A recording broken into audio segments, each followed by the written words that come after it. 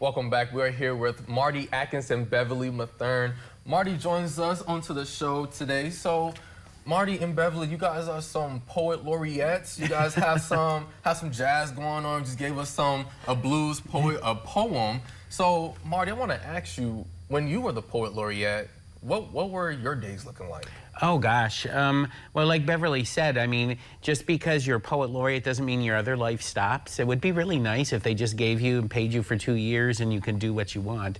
But they're kind of crazy. You're getting all these requests for readings, and you're focusing on your mission as well. And during the first term that I served, my mission was creating a group called Words in Action, where I arranged readings and helped with different things like flood relief in the Keweenaw and that. So yeah, it's just kind of a nonstop thing. And Beverly understands when you're at the end of those 2 years, you're tired. You're really tired. Yeah. Marty, you brought a poem, yes. A short one. I was wondering if maybe you could follow up Beverly's. Sure. Yeah. This is from my new manuscript that hopefully is going to be out later this year, and it's called. This poem is called Tacit, and tacit is a musical term, just means like a pause in music. So tacit. Birds in the lilac bushes this morning remind me of my sister's eyes right before she died. As if she was surprised by her silent heart and lungs, her spirit still perched for a few seconds in the branches of her body before taking flight. So, there you go. Is it hard to write poems? Like, is it hard to think of what to write, what you want to write about, things like that? It can be a challenge. You know, sometimes poems gift themselves to you, where you're just walking along or something happens and it's just there. Other times, I mean, poetry is work. I mean, if you call yourself a poet, then you're at your notebook or table or laptop every day doing things, whether you feel inspired or not. There's a poet that once said that, you know, poetry is, you know, like 99% perspiration and 1% inspiration. And that's what it is. It really is. Yeah. Beverly, what do you do when you find yourself stuck and you're not inspired? I'm never stuck. Wow. What's your secret? I like that. Well, for one thing, Marty Achatz does these great poetry workshops on Sunday nights, and he gives us poetry prompts, and we write poems. And so a lot of my poems are generated in those poetry workshops. And sometimes it's just the matter, like, for example, the one I just did, the Blues Crying, that happened on a winter day when school was called off. The snow was so heavy. And I saw the snow in my window, and it was quiet, and it just took me deeply inside myself, and that poem came out. Mm-hmm. So sometimes it has to do with the environment, you know, yeah. like with the weather, and or a piece of music might take you somewhere. And it has a lot to do with mood and quietness. Yeah, and stillness and pulling and yourself sitting with away that from the bustle. Yeah, and life. Beverly and I come from big families, and when you come from big families, suddenly you become the poet laureate of the family too. So if like an event happens, baptism or funeral or wedding, it's sort of expected that you have a new poem for the event. So yeah.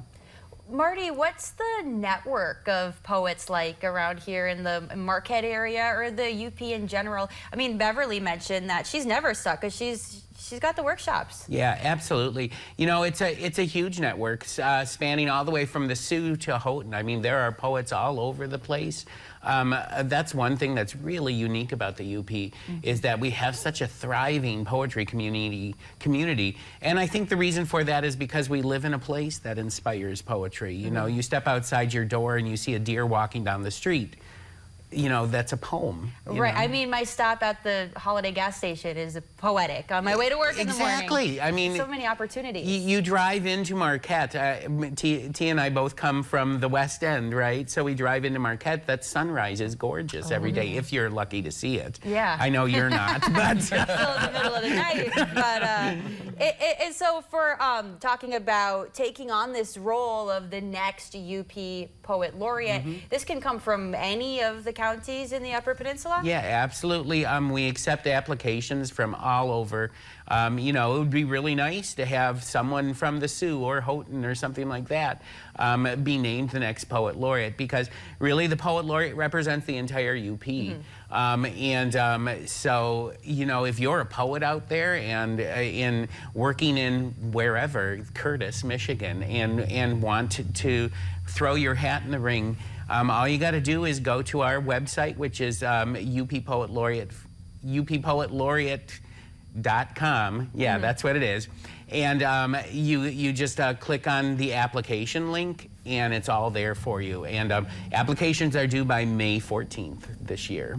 So, and the application process, you have to fill out an application. You have to have your, as Beverly was talking, your Poet Laureate project that you're going to work on for 2 years, and then some links provided for readings that you've done, examples of your work, so that the selection committee can go through all of that information to find out and select the next Poet Laureate. Have you already started to see people applying for this position? There have been a few, and people have contacted me personally and said, how do I do it? And I've given them the information about that. I know of a few people who are very excited about applying. Of course, I encourage anybody who loves poetry and wants to promote poetry throughout the UP. I really encourage anybody to do that. I've even encouraged, you know, Beverly mentioned Kathleen, and she's a wonderful, wonderful poet friend of both Beverly and myself.